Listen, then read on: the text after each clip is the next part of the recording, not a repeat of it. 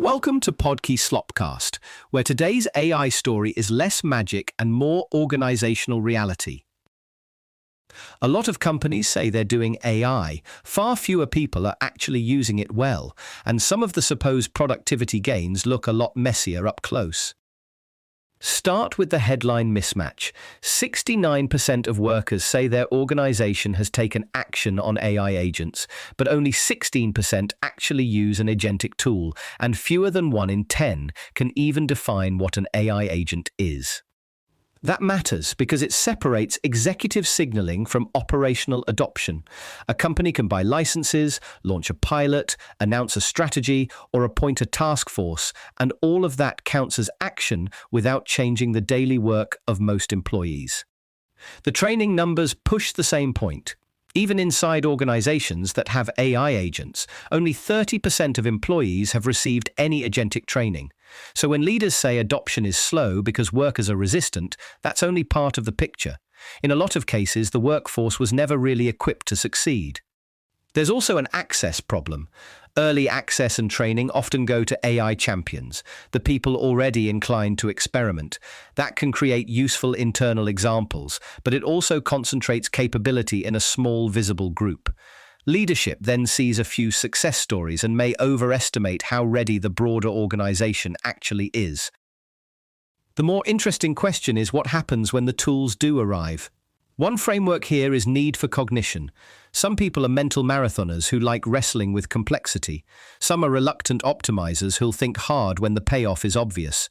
Others are productive passengers who prefer a reliable path and will offload quickly if a tool seems good enough.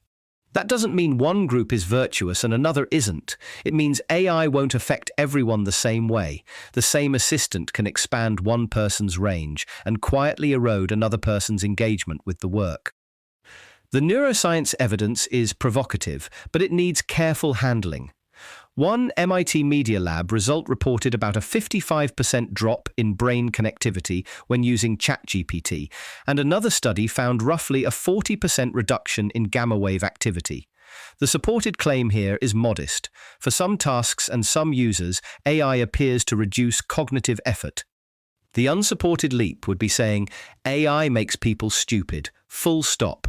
Lower activity can mean harmful disengagement, but it can also mean offloading routine effort, the way calculators or spell check do. The real issue is whether the user is still evaluating, steering, and learning, or just accepting the output because it arrived quickly and fluently. That's why volition may matter more than raw intelligence in an AI-rich environment.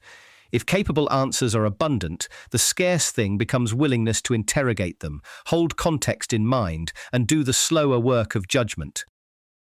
Now to the backlash story, which also needs nuance.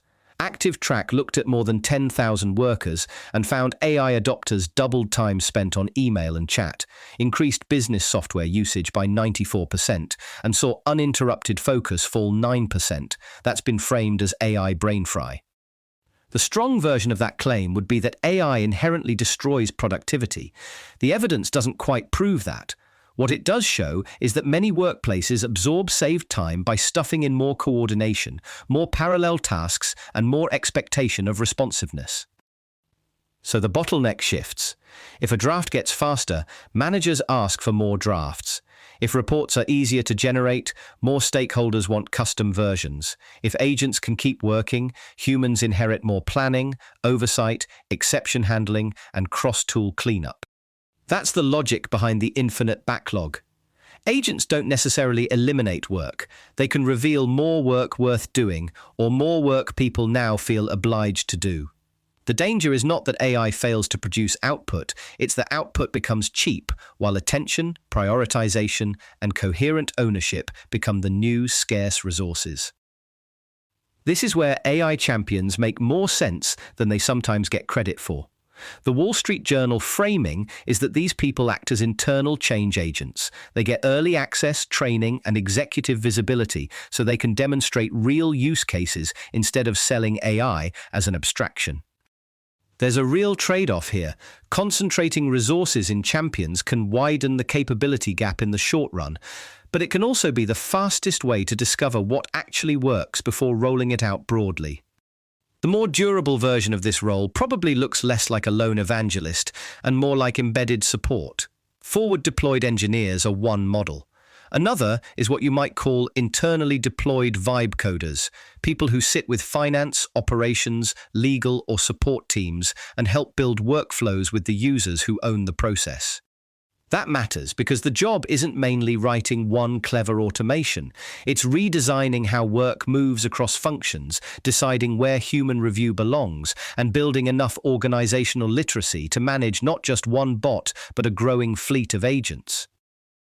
The clearest positive example here is Uber's agentic pods. They paired AI-proficient engineers with domain experts in 30-person teams, ran 2-week sprints, and reportedly cut capital allocation time from 15 hours to 30 minutes. Even if that number reflects a specific workflow rather than a company-wide reality, the lesson is credible. The biggest gains tend to come from rethinking an end-to-end process, not shaving a few minutes off isolated tasks like drafting an email or summarizing a meeting. Working side by side with end users exposes hidden friction that top-down strategy misses. Where does data break? Who signs off? Which exception cases consume half the effort? Those details determine whether an agent saves time or just creates a polished mess faster. There's also a strategic point that gets lost when AI is sold as a personal productivity toy. The highest value use may be tackling work that previously wasn't feasible at all. Non-technical users can now iteratively build agents, ask for guidance, debug failures, and gradually expand what the organization thinks is possible. And if productivity gains are real, the smartest reinvestment may not be pushing more of the same throughput. It may be funding orthogonal projects, new capabilities, or higher value work that was never staffed before. That's where AI can change the ambition of the firm, not just the pace of the inbox. So the balanced read is this: the evidence for a real adoption gap is strong. The evidence that AI changes cognitive effort is meaningful but easy to overstate. And the evidence on productivity points less to simple liberation or simple doom than to a redesign problem. If organizations want value, they probably need 3 things at once: broad training instead of elite access only, workflows rebuilt around actual bottlenecks instead of flashy demos, and incentives that reward judgment, sustained attention, and smart prioritization rather than sheer output volume. AI may make intelligence cheaper in some settings. It does not make agency, discernment, or organizational design optional. That's it for this round of Podkey Slopcast. The technology is moving fast, but the harder story is still human effort, incentives, and what kind of work we decide to optimize for. This episode was generated by Podkey. Create your own at podkey.fm.